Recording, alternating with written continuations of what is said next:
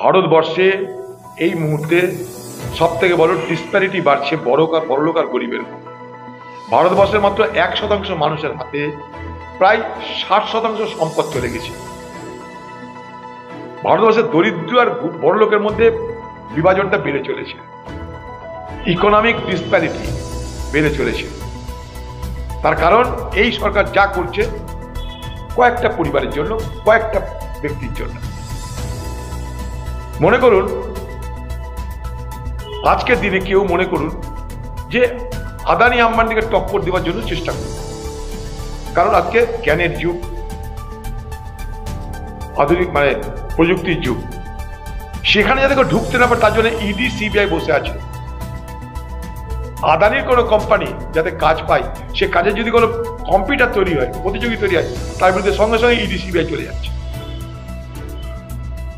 সঙ্গে সঙ্গে তার ইডি সিবিআই চলে যাবে, সে তখন উদ্যোগ করে নেয়। এই করে ভারতবর্ষের প্রত্যেকটা বিমানবন্দর, প্রত্যেকটা জাহাজের কারখানা, সমস্ত বড় বড় বিজনেস। আপনি জানেন বিহারে খোঁজ নিয়ে দেখুন, বিহারে 1 টাকার বিনিময়ে 1000 একর জমি আদানিদেরকে তাপ বিদ্যুৎ প্রকল্প করার জন্য দিয়ে দেওয়া হয়েছে। এই বিদ্যুৎ প্রকল্প করার জন্য দিয়ে দেওয়া হয়েছে 1 টাকায় 1000 বিঘা। কার লাভ হবে তাহলে? এইভাবে আজকে মনে করুন তেল, রাশিয়া থেকে যে সস্তায় তেল কিনছে ভারত সরকার, সেই সস্তার তেলে কি ভাগ আমরা পাচ্ছি? আমাদের কি তেলের দাম কমছে? রাশিয়া থেকে তো সস্তায় তেল আসছে, তা আমাদের কিন্তু পেট্রোল পাম্পে কিন্তু দাম কমছে না। তার কারণটা কি? এই সস্তার তেল চলে যাচ্ছে আম্বানিদের কাছে। কেন? আম্বানিদের পেট্রোকেমিক্যাল ইন্ডাস্ট্রি আছে, তার রিফাইনারি আছে। সেই তেল সেখান থেকে শোধনে আম্বানিরা কোথায় পাঠাচ্ছে? ইউরোপে, অন্যান্য দেশে। তাই লাভ হচ্ছে কাদের? আম্বানিদের। তেল যে সস্তায় আসছে, ভারত সরকার বলছে তেল আমরা সস্তায় আনতে হচ্ছে, সে তেলের সস্তার ভাগ আমরা পাচ্ছি না।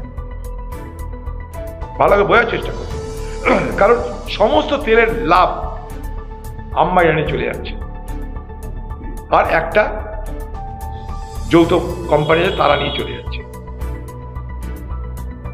ভারত সরকারের ওএনজিসি তার লাভ পায় না, ভারত পেট্রোলিয়াম তার লাভ পায় না।